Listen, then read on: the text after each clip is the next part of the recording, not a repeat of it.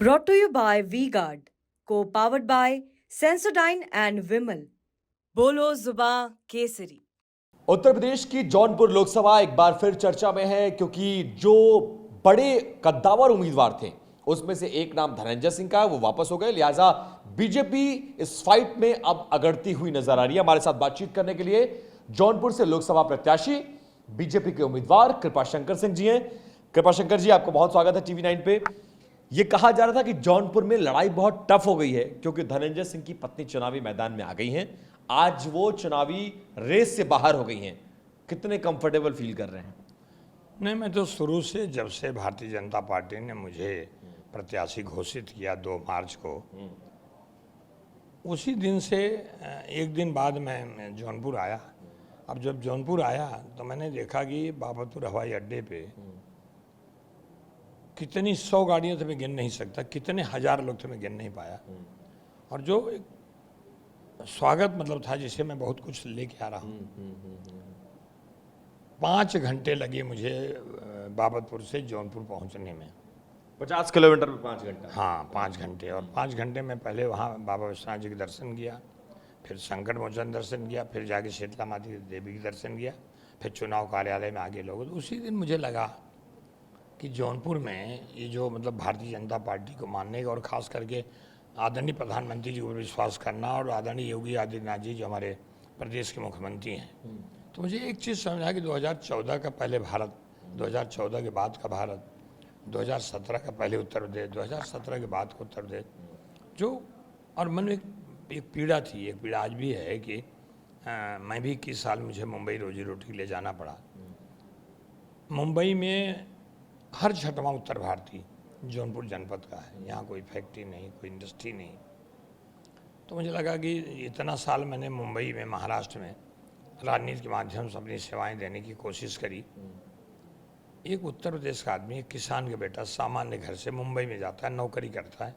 नौकरी करने के बाद उसको ये मौका मिलता है कि विधान परिषद सदस्य बनते हैं, 3-3 बार एमएलए जीतता हूँ, सरकार मंत्री बनता हूँ, मुंबई का अध्यक्ष बनता हूँ, यानी तमाम चीज़ें होने के बावजूद सबको लगता बहुत लंबा अरसा नहीं लग गया आपको जौनपुर से सुध लेने के लिए? आप जौनपुर के लिए नए नहीं हैं? हमेशा लेता था। नहीं लेते थे, लेकिन पॉलिटिकली कभी एक्टिव नहीं रहे हैं, कोई योजना नहीं लेकर आए हैं, कुछ किया नहीं जौनपुर के लिए, ऐसा लोग आरोप लगा रहे हैं। नहीं, अब वहाँ जब मैं था तो आरोप मतलब लगा नहीं, उनको कहना चाहिए था क्यों नहीं हो पाया। तो उसका बड़ा सीधा सीधा एक ही जवाब, जो मैं था ही नहीं करता क्या।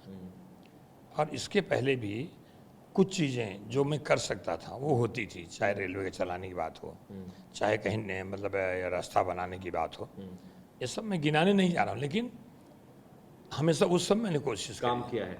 एक जौनपुर में बड़ी चर्चा इस बात की है कि बाहरी उम्मीदवार, समाजवादी पार्टी ने बाबू सिंह कुशवाहा को दे दिया, इसका कोई सरोकार नहीं है।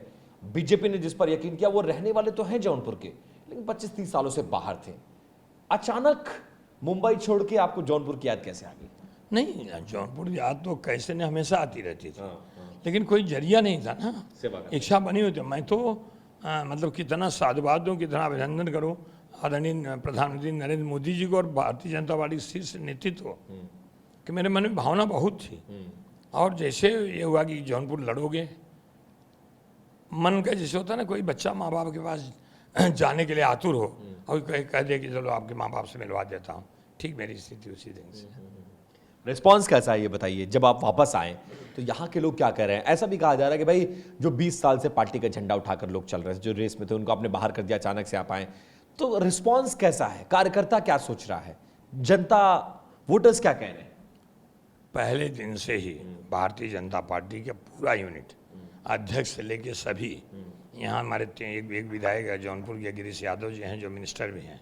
दूसरे विधायक हैं रमेश चंद्र बदलापुर से हैं। तीसरा विधायक हमारा साहगंज रमेश सिंह जो है, भले मतलब निषाद पार्टी से है, लेकिन वो भारतीय जनता पार्टी के हैं।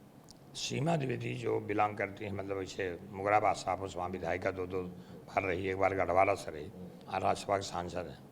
खाली मल्हनी में अड़चन होती थी कि मल्हनी में ये अपना ढांचा ठीक ठाक नहीं था। और आज मल्हनी जो धनंजय सिंह का क्षेत्र है, धनंजय सिंह मल्हनी हमारा भी क्षेत्र है, जहाँ रहा, लेकिन वहां पे वो विधायक रहे हैं, सांसद रहे, बहुत सालों तक रहे वो। तो बट नेचुरल है, जो जिस इलाके में होता है उसकी अपनी पकड़ तो होती है।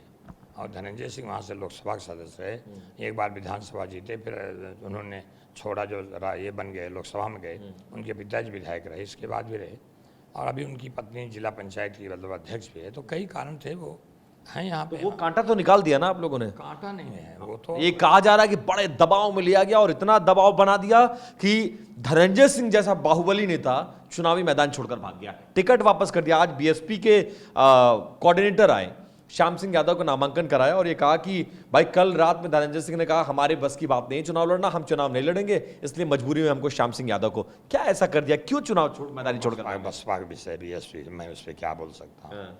मैं तो तब भी आज भी यही कहता हूँ मैं कि मतलब भारतीय जनता पार्टी के द्वारा और जो काम हुए, मैं आपको बताऊँ एक एक उदाहरण ऐसे हैं। जैसे हम जाते थे, कोई काकी चाची ऐसे बढ़िया मामा मिल जाए, हमने सोचा, हम कहा चाची वोट के का देव, मोदिया के देव। तो हम कहा मोदिया कहीं देव, कहीं मोदी हमको सब कुछ दिया है। तो मोदी जी के नाम का सहारा है कृपाशंकर सिंह को जौनपुर में? हाँ बिल्कुल सहारा है, बिल्कुल सहारा। और खास करके मैं बताना चाहूँगा कि उत्तर प्रदेश के माननीय यशस्वी मुख्यमंत्री योगी आदित्यनाथ जी ने जिस ढंग से इम्प्लीमेंट किया है, लोगों को लगता है इंफ्रास्ट्रक्चर तैयार है। और मेरी मतलब यही सोच है कि अगर मुझे मौका जौनपुर वासियों ने मुझे दिया, तो मैं सोचूंगा कि 4 या 5 साल के बाद हमारे जौनपुर के जो लोग रोजी रोटी के लिए अलग शहर में जाना पड़ता है, मुंबई जाते हैं, वो न जाना पड़े। अब ये बताइए कि धनंजय सिंह जब चुनावी मैदान में थे तो थोड़ा सा तो टफ लगा होगा कि भाई जहां रहते हैं, पुराने नेता हैं, कद्दावर हैं, पैसे वाले भी हैं, लोगों के लिए चले हैं। टफ था चुनाव, जो अब शायद नहीं रहा।